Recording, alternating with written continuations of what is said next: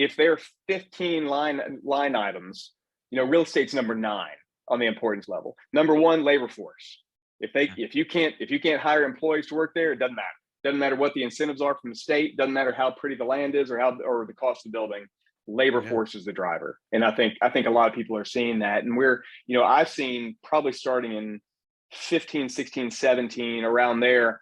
Um, while the CFO is always right there in the decision making process for real estate, so is the head of HR, because if you lose an employee because you're in bad office space, it's going to cost you $20,000-$30,000 to replace that person, and lost time and productivity and training and Oh everything yeah. like that.